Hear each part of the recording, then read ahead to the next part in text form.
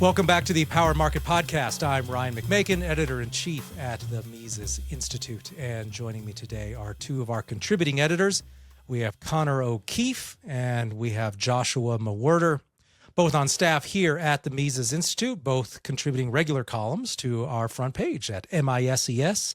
If you haven't been there for a while, be sure and check it out. Also consider subscribing to our daily or weekly emails up at the top where it says subscribe. And also we've got an upcoming event coming up in April. We're already thinking about our April event, which is going to be in San Diego, California. This will be on a variety of topics, but with a focus somewhat on California and just how things went so horribly wrong there in terms of policy in so many ways. And obviously, of course, if you come from any sort of pro-freedom perspective, California isn't looking too good these days. The title of that event is California, the State of the State. And you can join me. Connor will be there as well. We've also got Peter Klein, and we have Chris Calton, who is sometimes on Radio Rothbard with me, an expert in housing policy, and he'll be talking about that at that event. So on to the topics for this week. This is our current event podcast where we look at whatever's going on at any given time and give it a lighter analysis than what we might do in terms of our written content and our other podcasts. But let's look at the big items for the week, guys. And it seems, according to my social media feed, the biggest item for the week is the Super Bowl and the Super Bowl halftime show. And because when I came in on Monday morning, I had so many different people commenting on which halftime show did you watch? And kind of what I find interesting about this is not really some of the ins and outs of the culture war aspect of it or which side was better or whatever.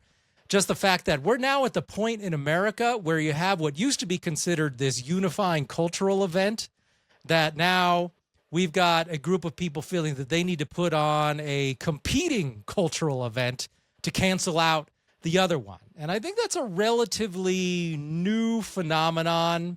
Certainly that would not have been going on 20, 25 years ago in the days of the global war on terror and in the days of the Iraq war and that sort of thing, post 9/11, when we were all supposed to rally around unity and that sort of thing.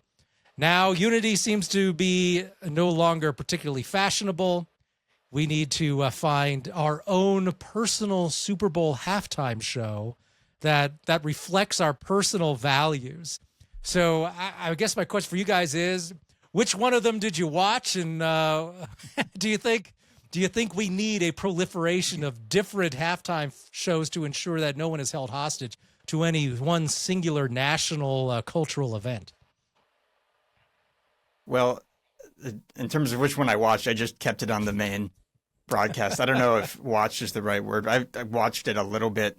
The Bad Bunny one, the one that was supposed to, cause all this, the whole culture war dynamic. And, it was kind of funny how it wasn't really meant to be a live event. Like they essentially filmed it like a music video. The footage that came later from people that were actually there, it was like he was basically running through this maze and nobody could see anything, which was kind of funny. But yeah, like they definitely, especially at the end, kind of leaned into this sort of pro-Americas thing. And that, I guess, is what the right was expecting. And so Turning Point USA launches this alternative one. But it wasn't like super, super political, like I feel like it had been in some other years, which was nice. And then also like the only person I saw nail it in terms of like the actual dynamic was Liam McCullum on Twitter, a former Mises U student. He's a law student in Montana, very active on X. And he basically said, like, at the end of the day, this is just about NFL expansion.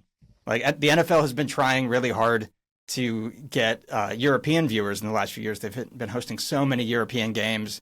And now they want to get more American from the Americas, Central America, South America. And so like the way to do that is to get not only one of the biggest artists in the world right now, but one that is like beloved by the people, of this continent more broadly.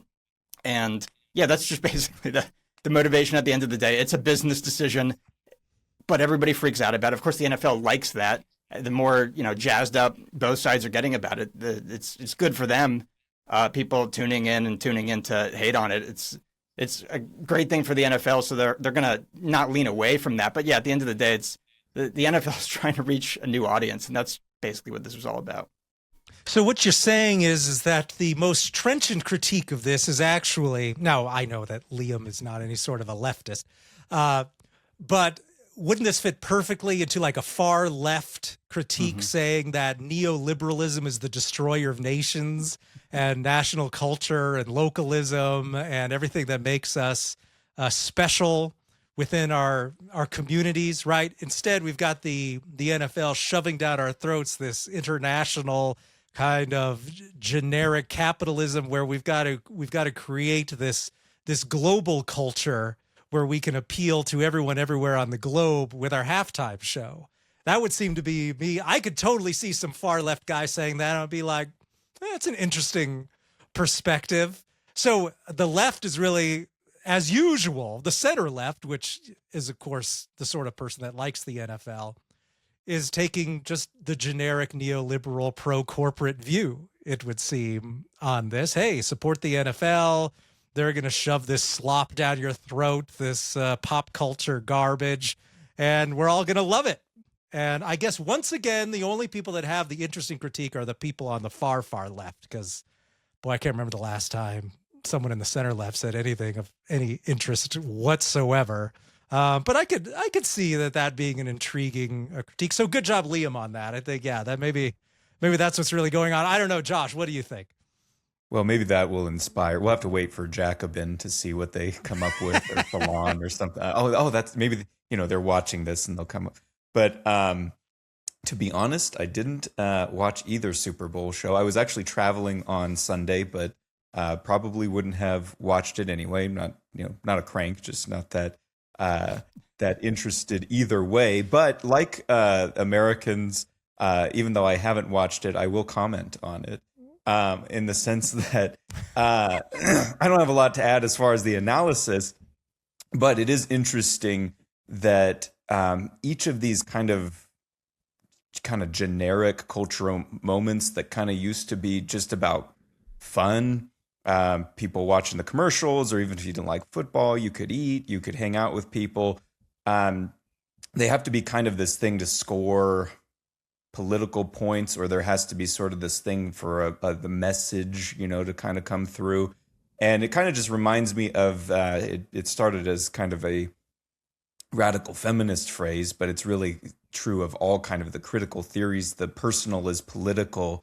So it's really, trying to get people to act, react. And then the NFL, again, there's kind of the no such thing as bad publicity stuff. But to me, I mean, it's getting more evident. I think it's a symptom of, people are divided and want to use the government really to see, not that this isn't, the government's involved directly here, but they want to kind of own the other side through as much as through every type of event. So I think it's a symptom of kind of where the culture is in a country this big and having so many different divisions. They are right about one thing about the multiple Americas. Well, unfortunately, what that means is that there's not really a just kind of a social cohesion that there used to be. But they have done these things with sports, at least for the last several decades. And I say that as somebody who's not that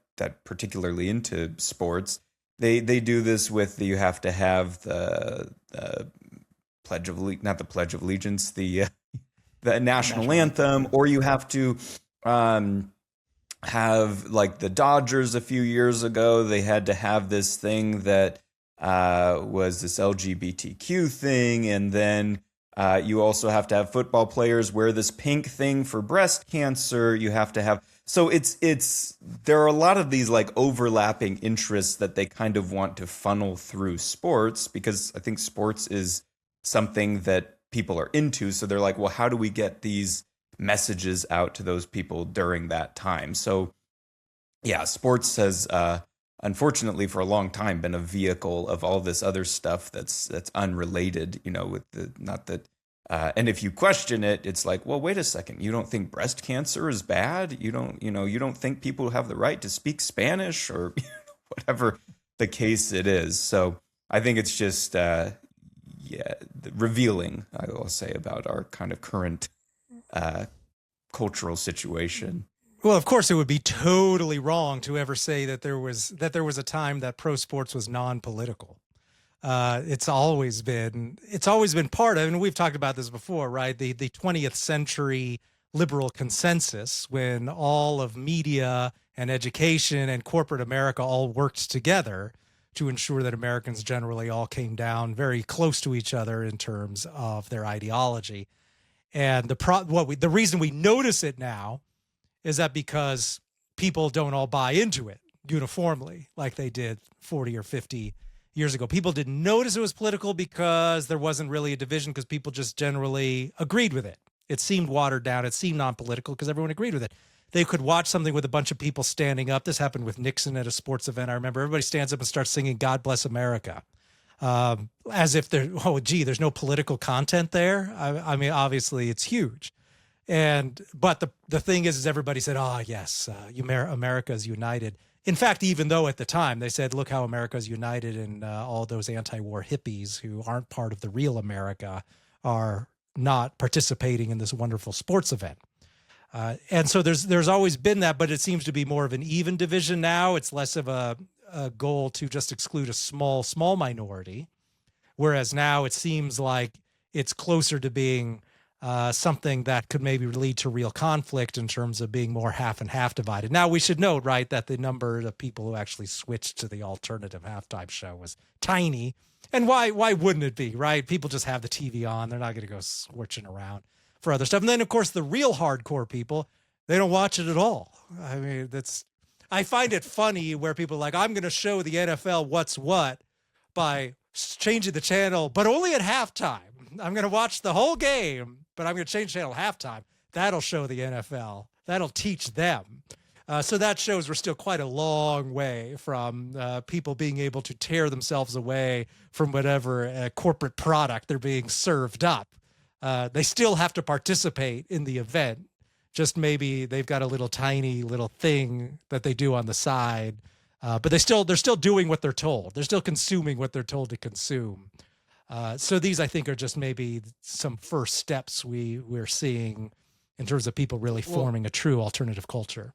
Well, kind of, but I think what's unique about the Super Bowl and sports really is it's kind of the last thing that everybody watches. It does determine, it depends on the sport. There's different political breakdowns for different leagues, but I think this is like one of the few things where Americans are not very siloed in the media that they're consuming. So I think actually like what you're talking about with like the different halftime shows, I think that's kind of the norm. I mean, obviously we see that with like cable news, the Fox News watching America versus CNN and MSNBC and all that. But that's increasingly become a thing with Hollywood as well.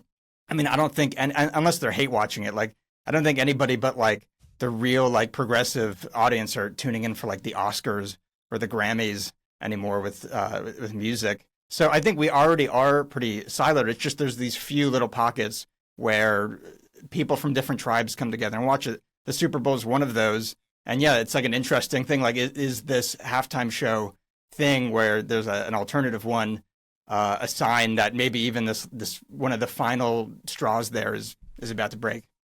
That's a good point. The good guys are already winning on the Oscars and those other pedo fest award shows that nobody watches anymore, right? So you're right. Should declare victory when we have them.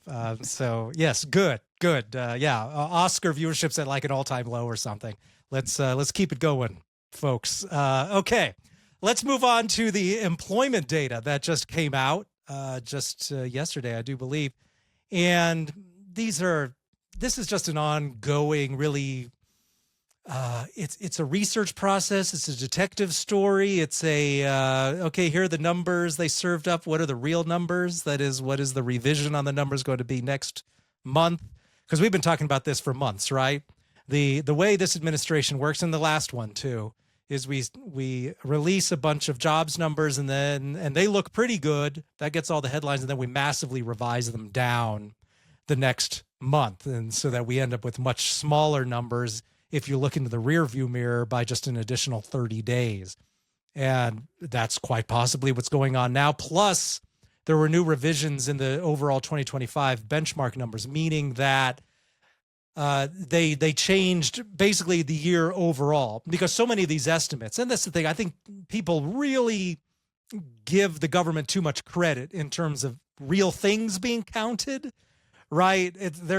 These aren't like real life jobs and people that are being counted in a real sense. There's some samples being done, and the surveys they sent out, that has a very much declining response rate. So the numbers are getting smaller all the time in terms of the numbers that are coming back. And a lot of these numbers are determined on the magical birth death number, which has these estimates, these invented numbers about how many businesses are being created and how many are going away. That plays a big part in the estimate. And so there are these birth benchmarks that are developed, and that can greatly influence your numbers throughout the year. Well, they massively revised that down for 2025. And now it turns out that the number of monthly jobs added per month was much, much smaller than they had been claiming for many months, that it had been around 50,000, I believe, and that now that has been reduced down to 15,000, which is really quite remarkable. Yes, that it was the monthly gain on average, right, was 50,000 under the old benchmark. And now after the new revision, it's 15,000 per month, which is a paltry number in terms of job growth. And if we look at it, and you can't just say, oh, well, that's just because of government jobs being lost. That was part of it. But if we look at it, there were still fewer private sector jobs being added in 2025 than in 2024, the year prior. Now, if you know us at the Mises Institute, you know it's not because we think Biden has such great economic policies. It's just because the economy has continued to weaken over that time, and because, frankly, Trump's policies aren't that much different in a good direction. Like, he's basically just raised taxes, continued massive spending. There's been a slight bit of deregulation, but that's not enough. The deregulation apparently isn't enough to cancel out the effects of tariffs, which have been significant, it seems. I mean, obviously, we can't totally prove causation, but if you look at going back to April, manufacturing jobs have just continued to worsen over that time. And that was true again for the January numbers. And we're looking at thousands of manufacturing jobs lost per month since last April, which Trump called Liberation Day, when he instituted a bunch of these tax increases / tariffs. So that's a continuing problem now. And so if you look at the headline number for January in terms of payroll numbers, job growth, that was 150,000 was what they said. Now, I would say 5 years ago, that would be like a really good number. But now everybody who pays attention to this stuff is just saying, well, let's wait and see what the revision is next month. Because in October, there was a 60,000 negative revision. So we could be looking at, actually, the number for January is 130,000, not even 150,000. So we could be looking at something more like, I don't know, 60,000 for the month. And then there could be another revision after that. And then what? We get a benchmark revision now a year from now, and that's going to be even lower. So these numbers, it's hard to say of what value they are. And especially when we compare them against the private sector numbers that were coming out. If we looked at the ADP numbers, and these are some private sector companies that do their own job numbers, which have become far more important in recent months because the federal government has moved the dates around thanks to shutdowns, has canceled readings on jobs and stuff. So we spend more time looking at those. If you look at the numbers for January, it was one of the worst months in many, many years in terms of private sector job growth. If you look at specifically the unadjusted numbers, if you look at the stuff that hasn't been adjusted for seasonality, just compare it to previous Januaries. Because if you're not adjusting for seasonality, all you can do is compare it to the same month years prior. Worst since the Great Recession, worst since 2009. And worst since 2009 seems to be a far more common phrase now in everything I'm seeing in terms of economic data now. Home sales in January, worst since 2009. Retail sales are going down. We're looking at job openings. Those are back at 2018 levels. You got to go back before COVID. These are the levels that we saw as the economy started to weaken significantly in 2019 as they started to raise the interest rate again or allow it to go back up. And job layoffs, actually, cumulative layoffs that we saw throughout the last year was the worst since 2003, worse than 2009. So these numbers continue to come in showing really bad economic data. All they've got now is January's number of 130,000. Oh, that's a strong January. Well, tell me in March how strong it was, and let's have a look at what the overall trend is. And an interesting thing that must be considered also is alongside of these berserk GDP numbers, which continue to show like huge growth, right? They're talking about 3, 4, 5% in terms of GDP numbers, real GDP even. And there were some questions I remember for Jerome Powell about that, because he was talking about at his last press conference, well, why are the jobs numbers so mediocre, but the GDP numbers look like we're just in a boom time? And he admitted, he said, when there's a divergence between job numbers and GDP numbers, it's the job numbers that ultimately prove to be the more realistic numbers. Because if you guys have ever looked into how they calculate GDP, right, it is so many steps removed from counting anything that's real that you're more grounded. As much as we just said was imaginary in terms of the jobs numbers, it's way more pinned to reality than the GDP numbers. Which are just based on computer programs and models. I mean, there's no surveys. They're not really counting these things in any meaningful way. So Powell's just out there saying, yeah, the job data is weak. The GDP numbers are strong. It's probably closer to what the job numbers tell us. So that was an interesting admission. Maybe he's willing to admit this sort of thing more and more now that he knows he's on the way out. And it's like, what's the point? Might as well just admit the true reality of the government, right? I don't know. But looking at all of this, it'll just be interesting to see the continued narrative going forward, because and he's only got a few months now until things really heat up in terms of the midterm elections. So unless something really turns around on the economy, it looks like it's going to be a bloodbath for the Republicans. But I don't know. Do you guys have some impressions about this data? I haven't taken a big dive into the data yet, but one thing I did notice that was sort of interesting was allegedly, the administration was really priming people to expect a very negative jobs report, which is sort of interesting, and it obviously goes against Trump's official talking point, which is that the economy is excellent and everything is fantastic. So kind of an interesting divergence there, but that could just be that maybe some of the smart people in the administration realized that their one big strength economically in this term so far has been beating expectations. It's the one thing that they have done on inflation a few times. Like, inflation's bad, but it's not quite as bad as the consensus was expecting. And so they spin that off as some big win. So maybe they're trying to lean into that more. Maybe that's their midterm economic strategies, that they can say we're constantly beating expectations out there. That's going to be swallowed up by the masses as, oh, they're doing a great job on the economy. That was an interesting thing. I haven't looked deeply into that, like, as to what specifically they were saying. But yeah, that's kind of an interesting thing that I'll probably watch more. Yeah, I was just going to say, I had heard that Trump, as far as a grade on the economy, had given himself an A with 7 pluses. So that's good enough for me. No, well, and so, I don't know specifically about the, as far as digging into the jobs number, but it as you were just unfolding all of that, it shows to me a couple of things. Number one is it's very difficult to track and count and measure human action and choices and these different things. It's very important to disaggregate all that data. But it also shows, like Rothbard had a paper, Statistics as the Achilles heel of government. It's their only source of information because they don't have meaningful price information. But it's also a source of propaganda because it's only one in I don't know how many people who are going to go through and try to parse that out to see what, if any, information is valuable. But people know at a certain level that the economy is not good. And what Trump ran on was the economy. What he won on really was the economy and immigration, that the Biden administration was doing terribly.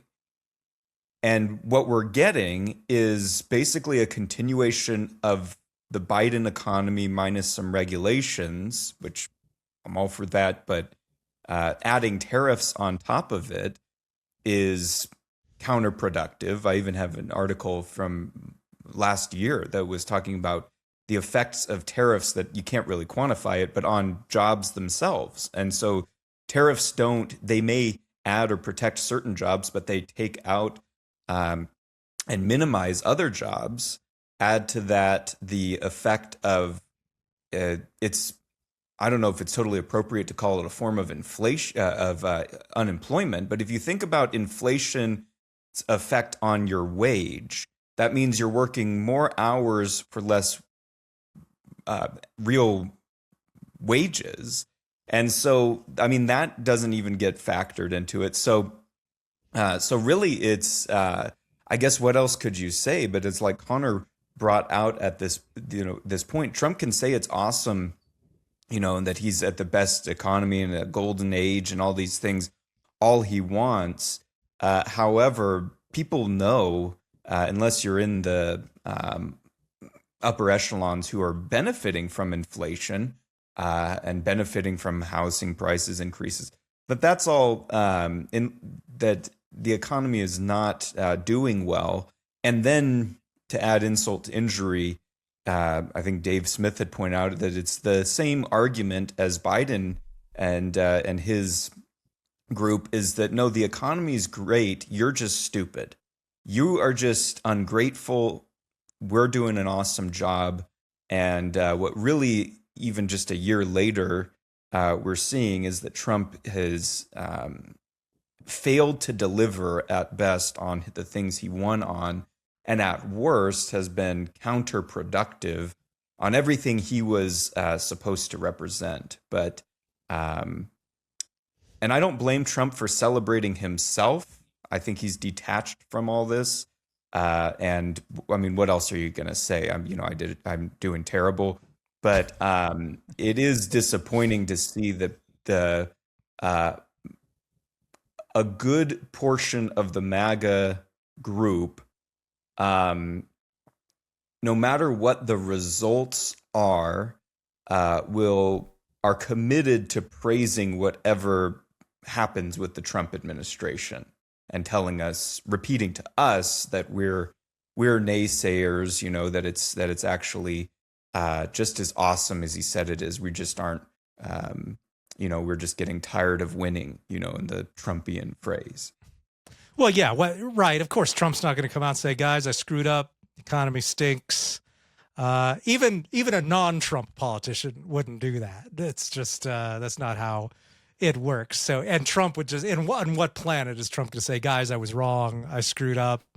In part, to some extent, that's why we love him, is because he's also full of just insane bluster about the most nonsensical garbage that it was fun to watch. I mean, that's kind of been a big source of the entertainment in recent years. But you just reminded me, Josh, of this poll that came out from Gallup the other day, saying the percentage of U.S. adults who anticipate high-quality lives in 5 years from now, declined to 59% in 2025, the lowest level since measurement began nearly 2 decades ago. And you can look at it and just see how among various groups, the number of people who say, yeah, I expect my life to be pretty good 5 years from now, just continues to go down. And a lot of that is due to inflation and lost spending power. That's probably the biggest part of it, because if you're going into your work every day and your bills just get higher. I mean, I remember life being like this in my 20s.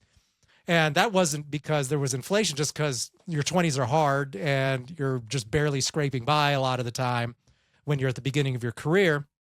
What's more demoralizing than working all day and then you can still barely pay your bills, assuming you can pay them at all? Some people can't pay them. And that is not good for the political longevity of whatever party is in power. And I think that is something that the majority party is going to have to contend with. That is going to be a problem. But let's move on to our third topic today. This is the topic we've kind of dreaded talking about, but we've had enough people asking when we're going to talk about it. So we're going to spend a little time talking about immigration, because this is like the most thankless topic imaginable. Free trade is a thankless topic as well, even though that's been our position for time immemorial.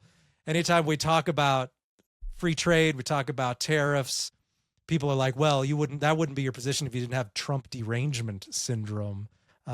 Trump wasn't even thinking about running for office when the Mises Institute started denouncing tariffs and controlled trade.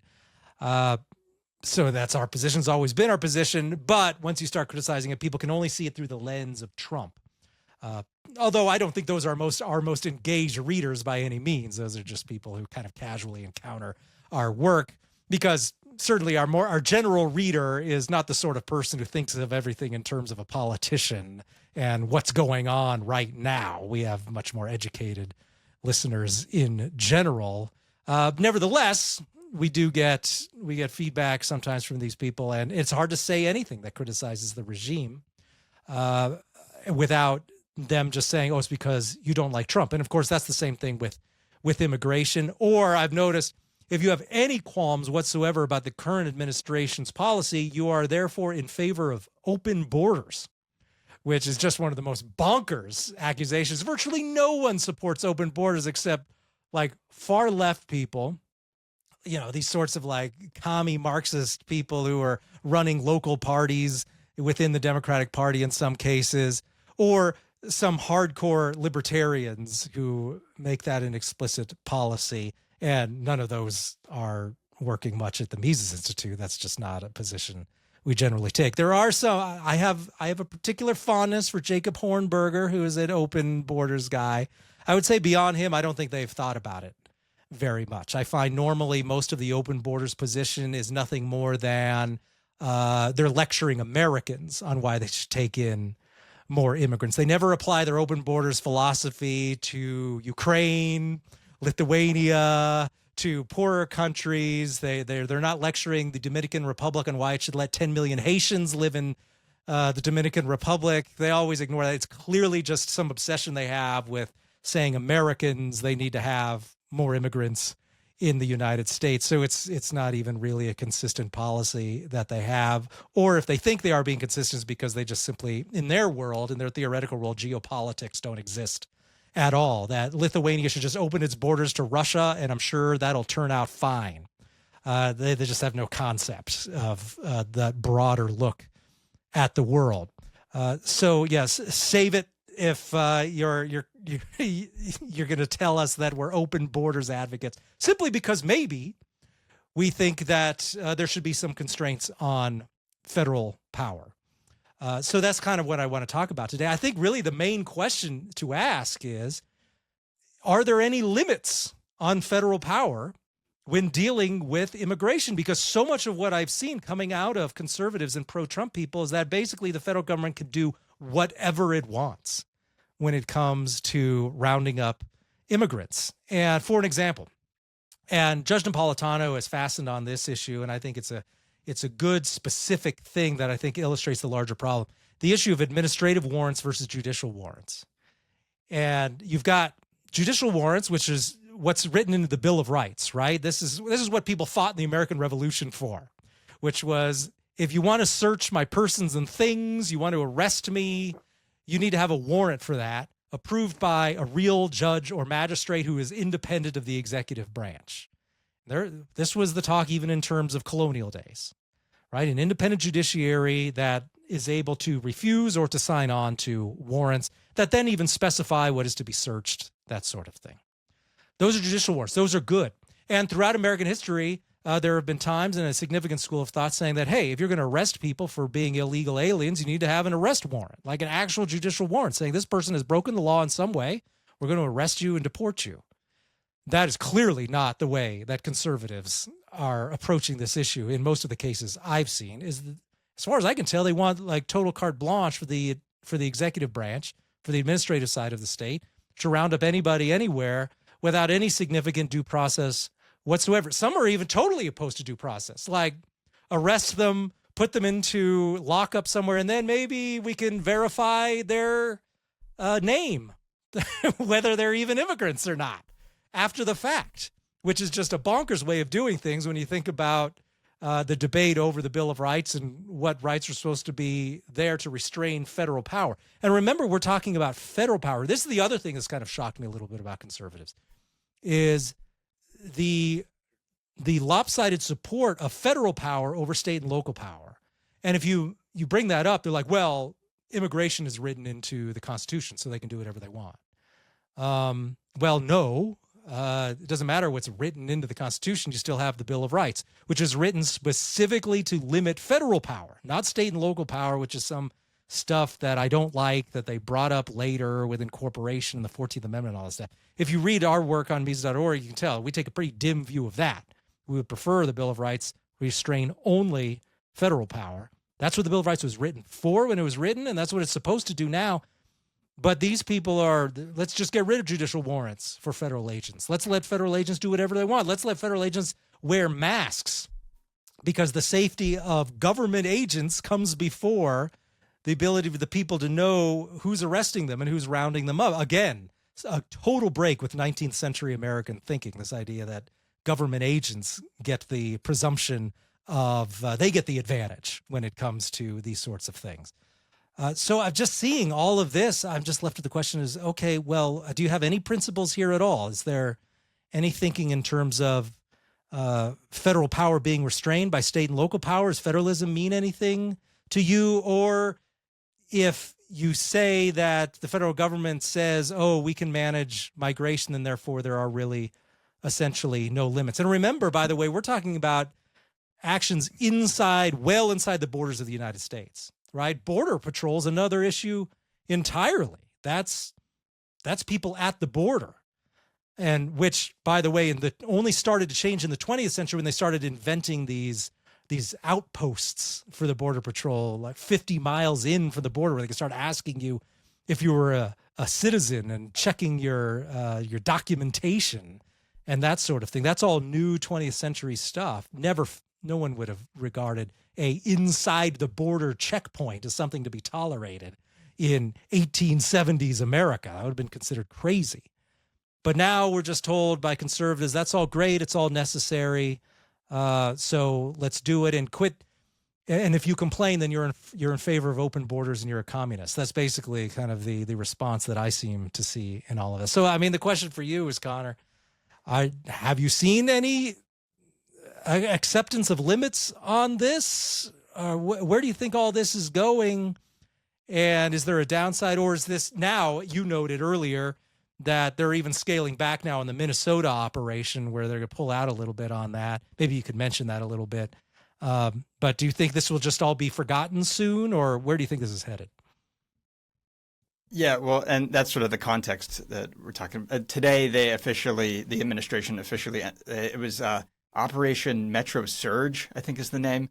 They came up with it. Basically, this operation in Minnesota over the last couple of months. And yeah, so there's a few moving pieces there. Yeah, in terms of limits, no. What's basically happening here is what we see. It's happened many times in the past. When a group gets into power, they lose all interest in any kind of limits to power that they may have shown a lot of passion for when they were out of power. And that's all that's happening here. And the way I kind of like to break it down is we typically have a dynamic that I call constitutionalism versus democratic absolutism. And the losing side, whatever party is out of power, they love to talk about the Constitution. They love to point out that the federal government is constantly doing things that are clearly not allowed in the plain language of the Constitution. But that's usually a point brought up by the losing side, or the opposition party. The party that is in power never wants to talk about the Constitution. They'll talk about how everything that they're doing, they're only able to do because they were elected. Their whole sense of legitimacy is that the people chose us, and so because we are in power, by definition, we have the consent of the people, and so anything we do here is legitimate. And I guess typically, at least through for me coming up, it was usually the Democrats pushing more of that perspective, and the Republicans were the one talking about limited government and the Constitution being important. But that's flipped now, and it's the Trump supporters talking about, this is what we voted for. He like explicitly ran on this. He won on a mandate. So, all these people like talking about limits are just, being lame, and it's like they have he has the consent of the governed here, and like they're basically the Democrats now in this dynamic. But I don't know. There's a whole other there's a lot of different interesting dynamics at play here. I think the whole constitutionality question is an interesting thing, but also specifically with this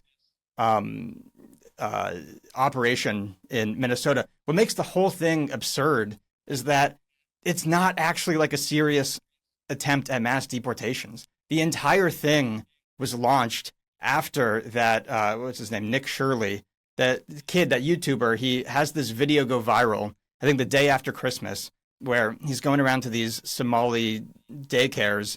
It looks like, there's no kids inside. Basically, this whole narrative is thrown together and starts going mega viral, that this group of basically Somalian immigrants who, were there legally, like them being illegal immigrants was never part of that actual original story, were, taking advantage of these welfare programs and on this social spending and the very lax enforcement coming from the government there in Minnesota, and basically just ripping off the American taxpayer. It makes sense that that would upset people. Like, that is kind of an upsetting story.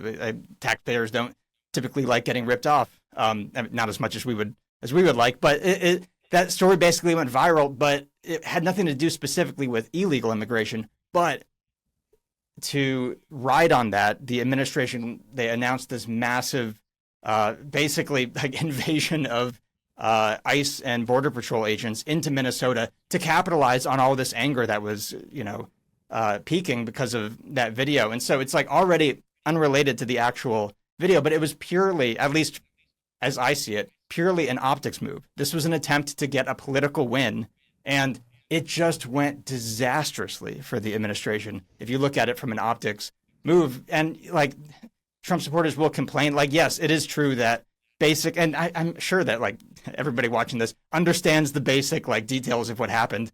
Basically, all these protesters came out, and on 2 occasions, protesters were shot and killed by federal agents, and that has been dominating our discourse for the last few weeks. So I probably don't have to get into the details with that specifically, but it was an optics battle, and like so Trump supporters will complain that like, yeah, these Antifa, these protest movements came and were honking their horns and essentially trying to get in the face of these immigration agents. And it's like, I guess what's so like absurd about it is like, as somebody who has read a bit about like leftist tactics and stuff, that is so like, that is fundamental to how they operate, and really how like any kind of successful political movement operates. It's like pure Saul Alinsky. Like, they're basically there to try to create the exact kind of situation that happened because they knew that would be an optics loss for the administration. That was the entire point of it. Not that like, I don't think that these people wanted to go get killed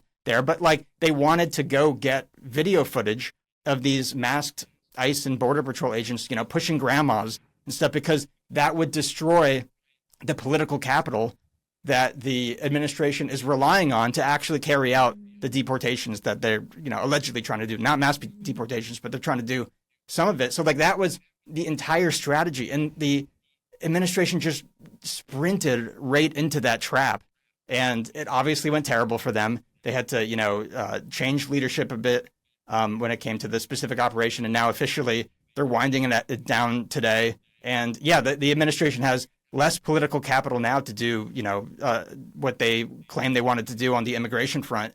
And yeah, it's just, the whole thing is so absurd. But yeah, there's so many different angles to that. But it's like there would be interesting, I think, debates and conversations to have over immigration versus open borders and the Constitution and stuff, and all that's worth talking about. But it's all like against this backdrop of a fake operation that was never actually supposed to be mass deportations, and like completely blew up in their face. So it's just crazy.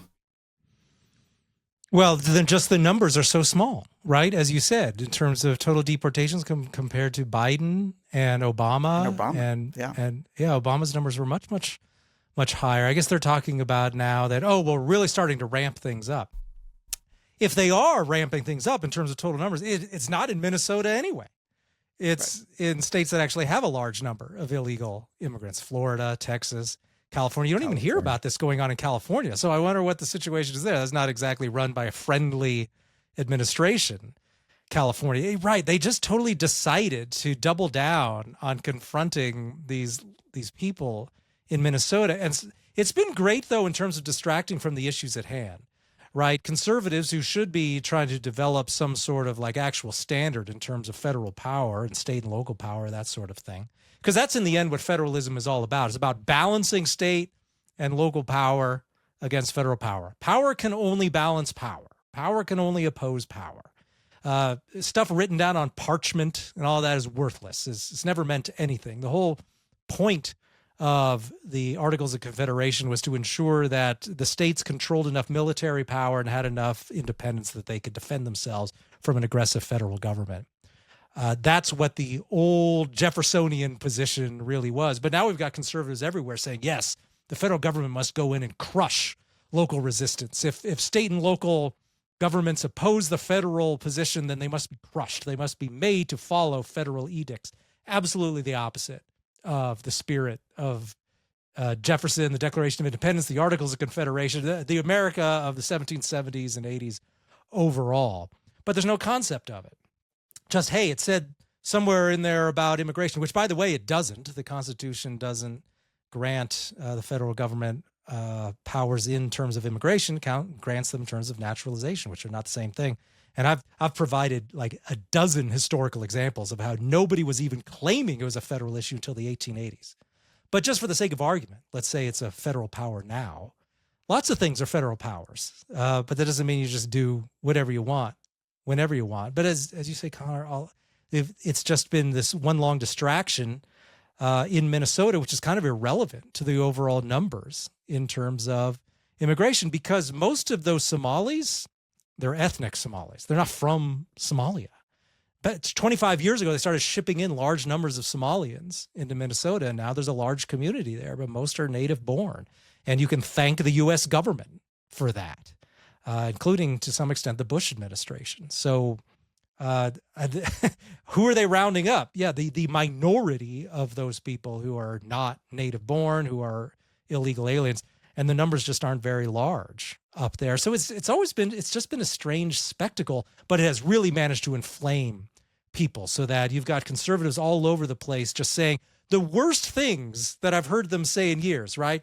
Oh, the right to bear arms doesn't extend to you going to a protest. The most they could claim is that it's imprudent, that carrying a gun into a crowd of federal agents is imprudent. Absolutely imprudent, just like walking down a dark alley in a bad neighborhood is imprudent.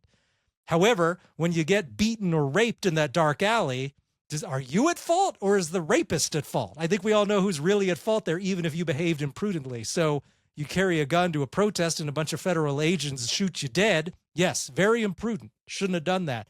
But still legal for you to carry that gun, and still the fault lies with the people who shot you dead. This is just like a basic argument.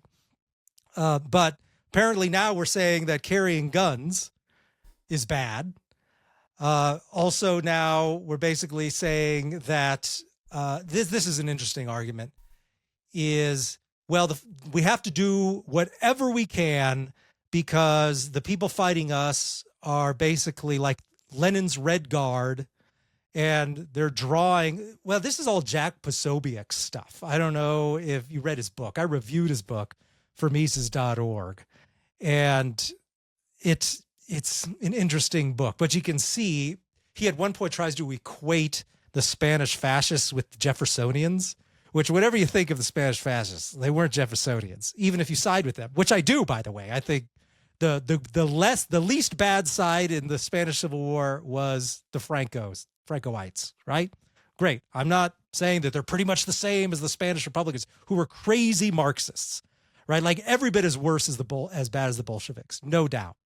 But that's what these people are arguing. What they're saying is well, we have to fight them because these people are the equivalent of Leninists trying to take over the country like the Spanish Republicans. Another similar analogy could be the Leninists working in the Po Valley in Italy in the 1920s and late 19 teens. This is when a bunch of Leninists came in and they started mobilizing the farmers in northeast Italy.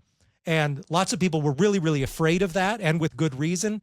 And they put Mussolini in charge because that was what has to happen. If you really believe that these people at Leninists are about to take over the country and start death squads along the lines of the Spanish Republicans. So the question is, if you really believe that, then there's no way that you could possibly tolerate the Democrats taking power in January, which they're going to do. They're going to take power in Congress in January, most likely.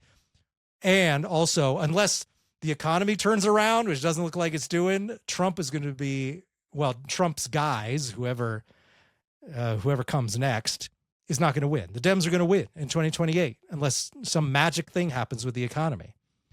Well, now you've got the Spanish Republicans. You've got the Italian Leninists in charge, right? Well, we can't. You've been saying for the last 6 months that these are the equivalent of Bolsheviks. So how can you let that happen? You have, right? They must have a plan then for a coup. They need to establish a permanent dictatorship.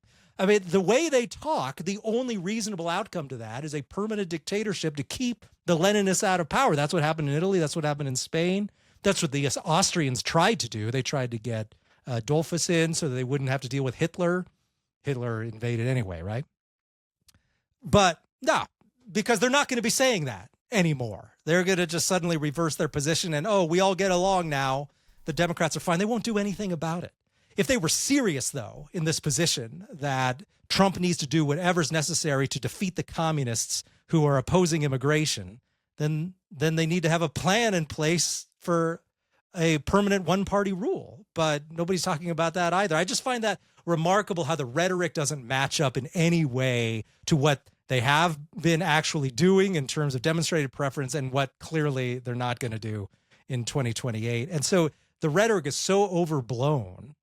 And even though, of course, I'm not in favor of crazy left-wing Minnesotans, I know enough about Spanish Republicans to know they're not the same.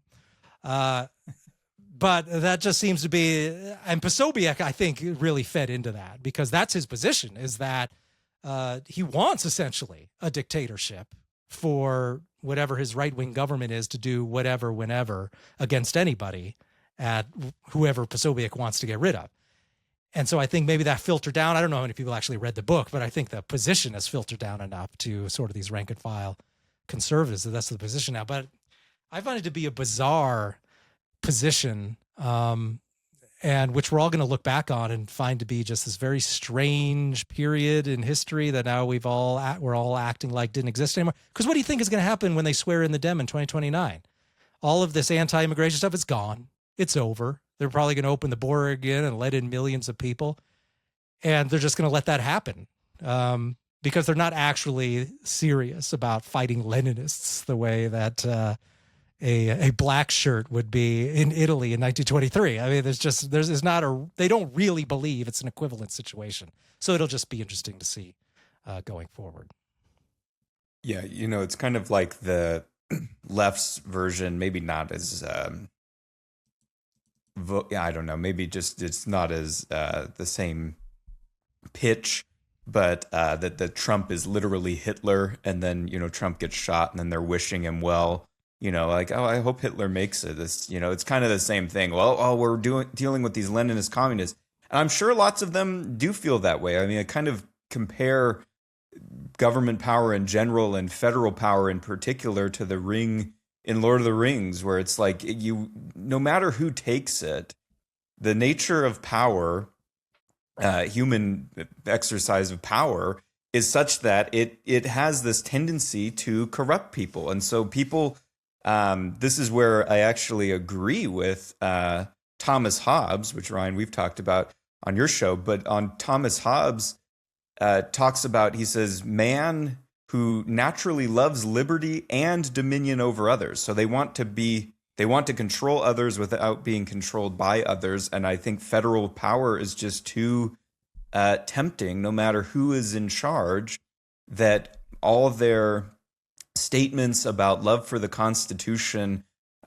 just go out of the window. And it's particularly disappointing, but I don't think it should be surprising with kind of the Republican so-called conservative right, because they're really Hamiltonian Lincolnians. They're not the type of conservative like Jefferson, John Locke, type of Democratic Republican conservative.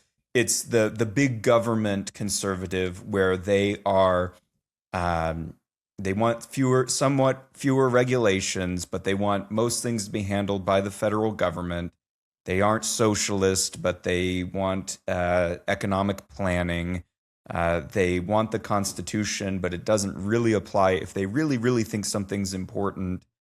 And I think that's kind of the thing with immigration. It's funny that it's so just transparent that no matter who's in charge, people just pick a team and they're fine with them doing things that are inconsistent with what they say they believe. But I just wanted to make one comment about the immigration thing that was you've said it and Connor said it, but I'm going to say it again in a different way. But it's basically Matt Walsh had this thing. I think he tweeted, someone shared it from Twitter or something like that, that he said basically, I'm all for enforcing deportations or immigration restrictions, as long as the left doesn't get really, really upset. And then if they are upset, then I say I don't really want to go that far. I appreciate, I guess, where he's coming from, and it was kind of funny. But I think it's just a simple category error. And it's not apples and oranges. It's like people are under the impression, just like the economy, the MAGA people who are dyed-in-the-wool supporters no matter what, they are under the impression that mass deportations are taking place, and they're not. If this was happening, like Trump was like, okay, you know what? Biden had an open border, or whoever was behind Biden doing the weekend at Bernie's presidency, fine, okay, you had an open border, millions of people have poured in.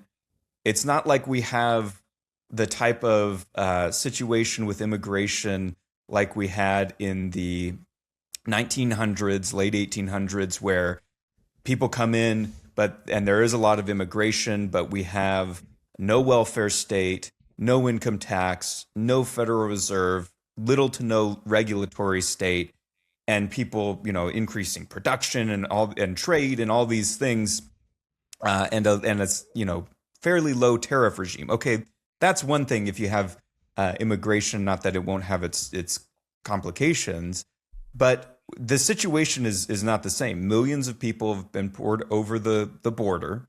They've been attracted and invited in through the American welfare state. There's criminality and all sorts of things. So, okay, Trump got elected. There's a mandate. He ran on the economy, immigration. All right, we got to close the border. So they closed the border. Great, fine.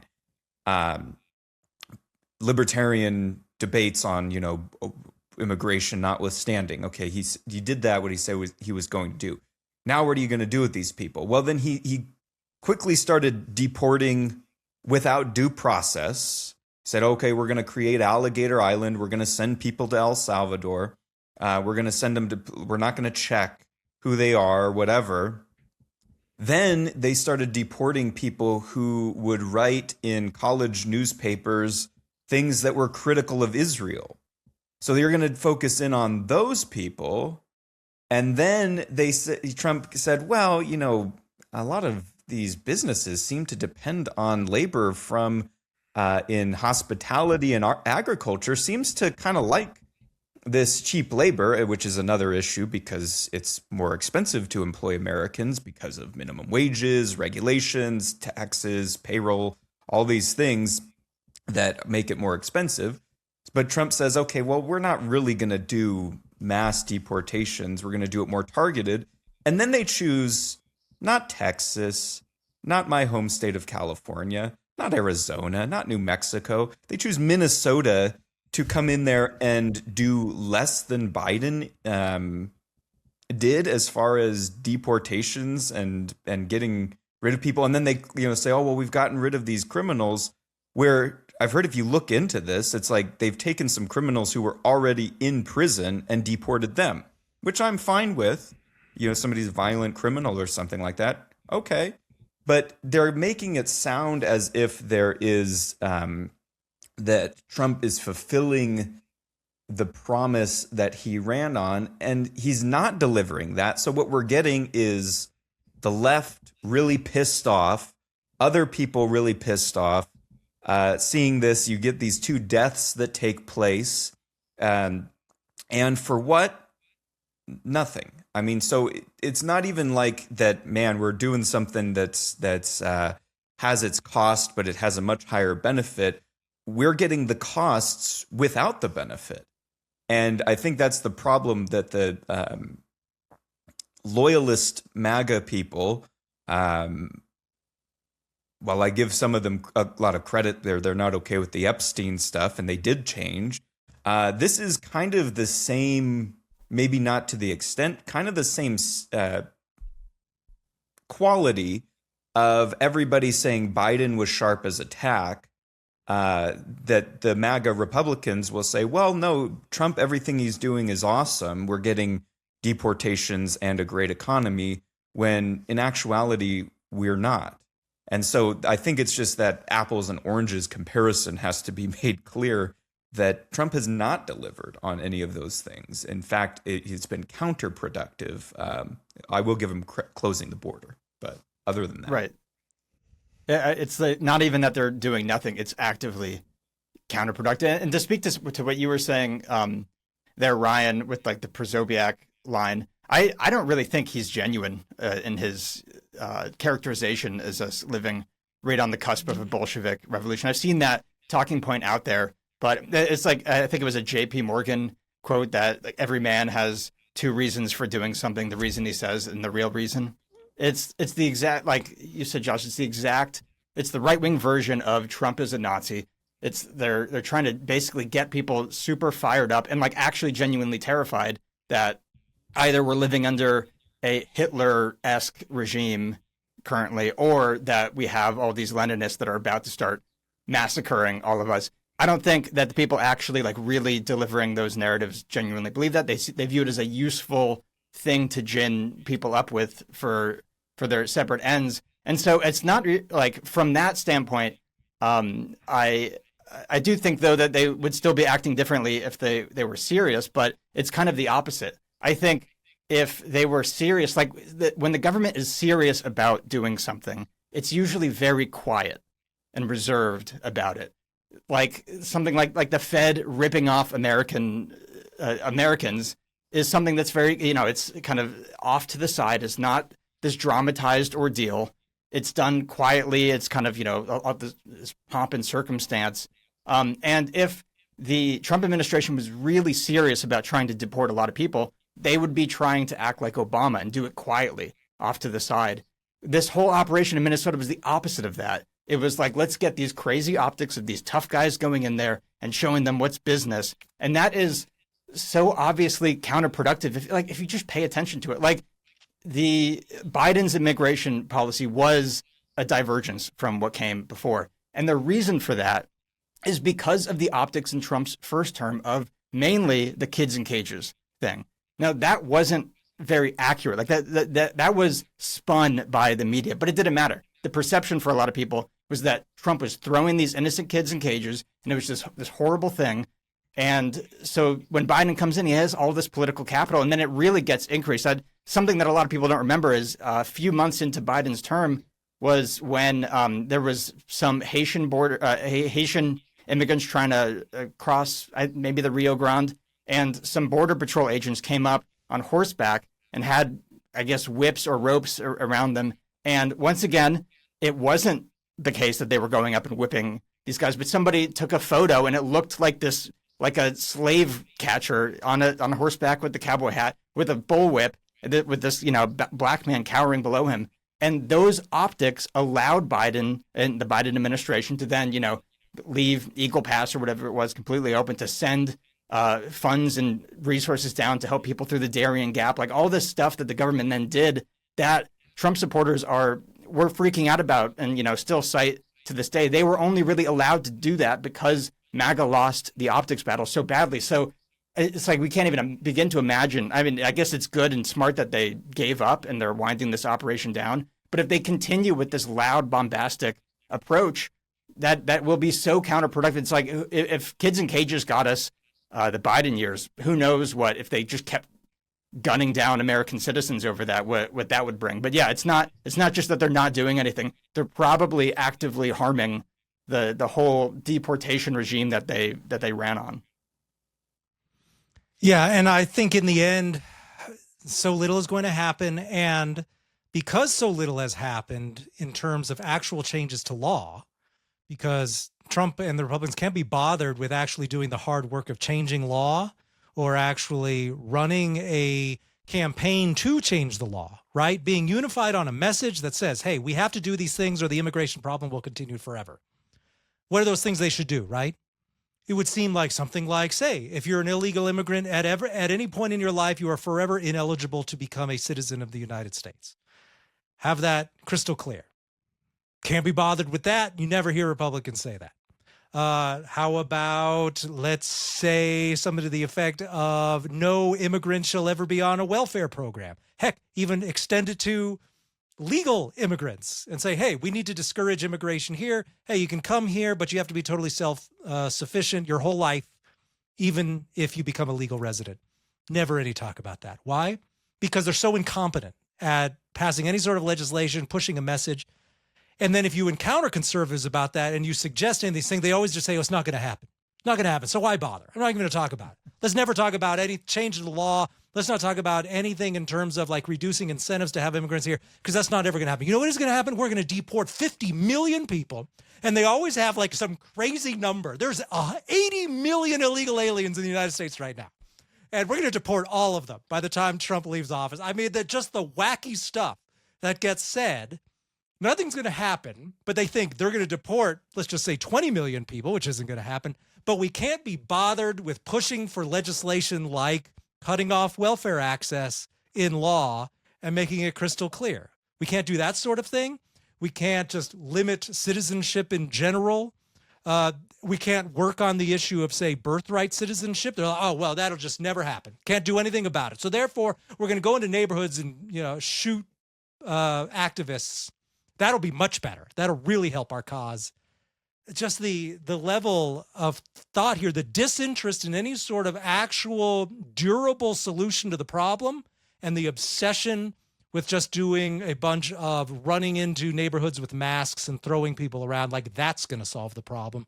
And as you guys say, they're clearly not even paying attention to the reality in terms of deportations or anything like that. Because the stuff they say that is happening isn't happening. And the stuff they say that's never going to happen, yeah, it's never going to happen because you don't care, because you don't want to help do that sort of thing.